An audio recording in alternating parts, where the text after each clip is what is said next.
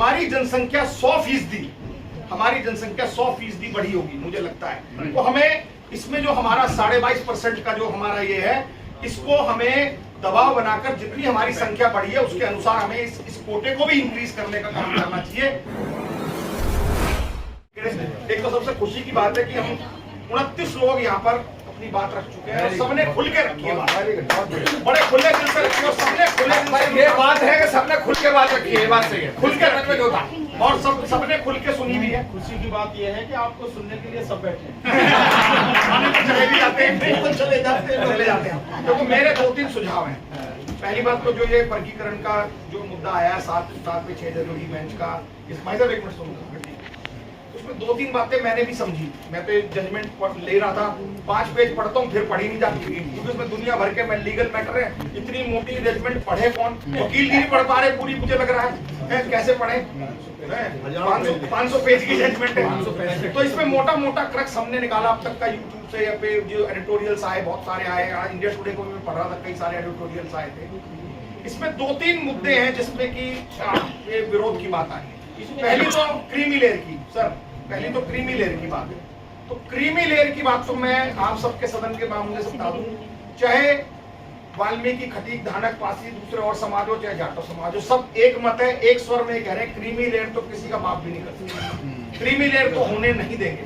और सरकार भी इस बात में दबाव में है और हम भी इस मामले में कह रहे हैं। वैसे भी जहां तक मुझे समझ आ रही है, वो जस्टिस गवई ने एक रनिंग कमेंट कर दिया उसमें, एक बात है। दूसरी बात, जैसा कि ये सचिन भी कह रहे थे कि एक अगर ये कोई जजमेंट आ भी गया है किसी एक चिनचिनिया के वर्सेस 5 जजों की बेंच के खिलाफ, तो ये मैंडेटरी तो है नहीं।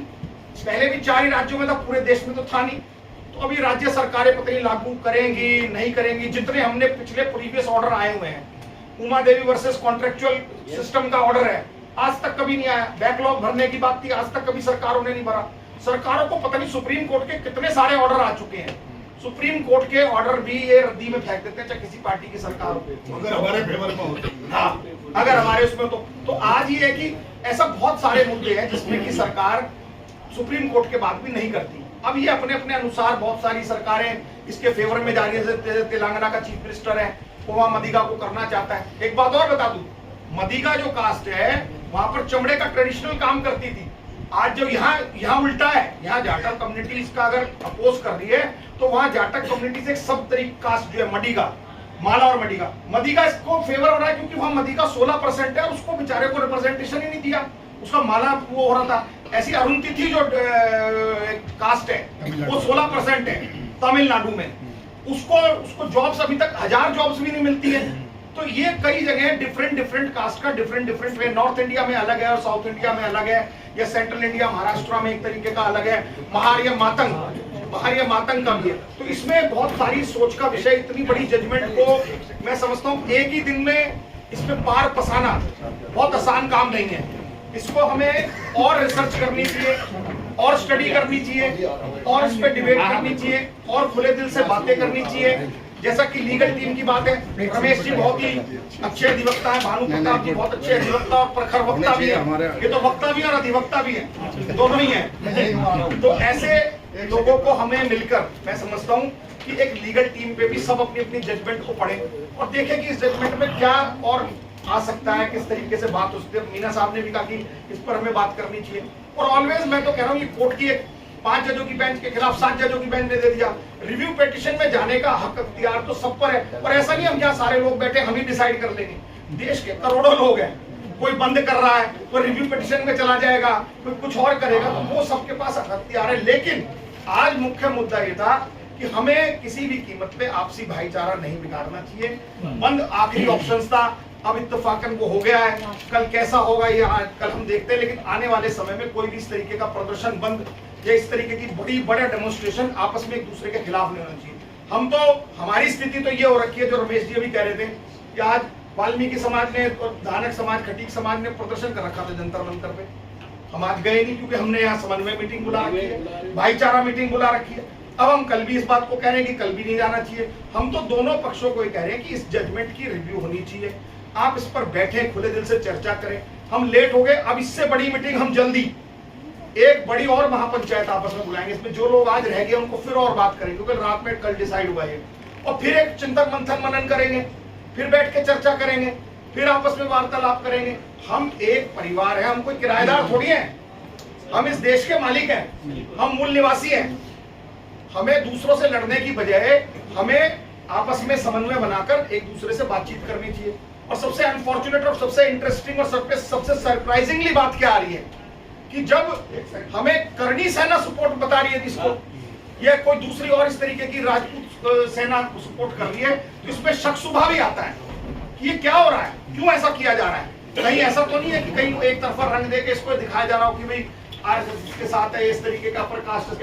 वो अपर कास्ट जब हम पे एट्रोसिटी करती है, यही करणी सेना जब हमें मूंछ रखने पर मारती है, जब हमें घोड़ी चढ़ने पर मारती है ना, वहां करणी सेना हमें क्यों नहीं सपोर्ट करती। आज करणी सेना जब दो भाइयों के बीच में कुछ आपसी टकराव या मनमुटाव है तो बीच में कहीं को कूद रही है, इस पर भी सबको सोचने का विषय रखना चाहिए। बाकी हम सब पर वैसे कुठाराघात, जो इतनी बातें जोशी साहब ने कही, सबने कही, दूसरे और वक्ताओं ने की कि हमें लड़ाई तो असलियत में लेटरल एंट्री के खिलाफ लड़नी चाहिए, जो आज वापसी हुई है खैर इत्तेफाकन दबाव की वजह से, या हमें कॉन्ट्रेक्चुअल सिस्टम पे करनी चाहिए। ये जो फेलोशिप चला रहा है केजरीवाल, इस पे करनी चाहिए। मैंने आईटीआई की थी, 429 नौकरी 10 साल में दी है इसने डीएसएसबी में, Delhi subordinated staff selection board में। कभी एक जमाना होता था कि हजारों लोग नौकरियां निकलती थी, रोजगार समाचार पत्र लेते थे। 10 साल में इसने केवल 492 नौकरी निकाली है। आप आरक्षण की लड़ाई लड़ रहे हो, ए एंड बी कैटेगरी लड़ रहे हो, नौकरी होगी तो भी तो लड़ाई लड़ोगे। आरक्षण का 90% काम क्या है, नौकरी। तो नौकरी तो आ नहीं रही। 492 नौकरी केजरीवाल ने दिल्ली में बैठ के निकाली है डीएसएसबीसी के थ्रू। तो देखिए कि हमें किस पर लड़ाई लड़नी चाहिए, किस पर काम करना चाहिए, क्रिमिनल का हमें खुल के विरोध करना चाहिए। और दूसरा मेरा सुझाव है कि 2010 में सेंसस हुई थी 11 में, तो अब इस 10 साल की बात तो नरेंद्र मोदी सरकार ने सेंसस कराई नहीं, ना उजागर कर रहा है।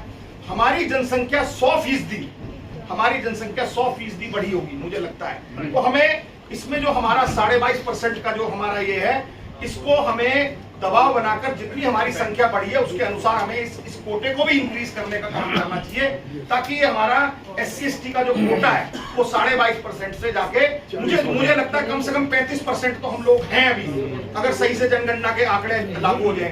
तो जातिगत जनगणना का भी जो इसमें वो है, वो भी इसमें हो जाए तो बहुत अच्छी बात है।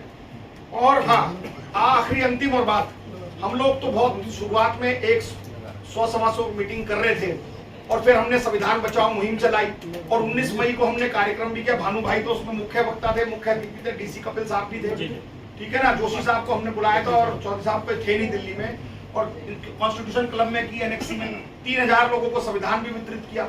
अब हम फिर इसी तरीके की एकता और जागरूकता के लिए, समाज को जोड़ने के लिए हम फिर सामाजिक संगठनों के मोर्चे के द्वारा 500 मीटिंग लगा रहे हैं, जिसकी कड़ी में हमने कल भी मीटिंग की है नारायण वाल्मीकि मंदिर में, परसों हमने लाजपत नगर विनोबापुरी वाल्मीकि मंदिर में की थी, उससे पिछले हफ्ते हमने चाणक्यपुरी वाल्मीकि मंदिर में की थी, उससे पिछले हफ्ते हमने 15 अगस्त को बापू धाम में मीटिंग की थी।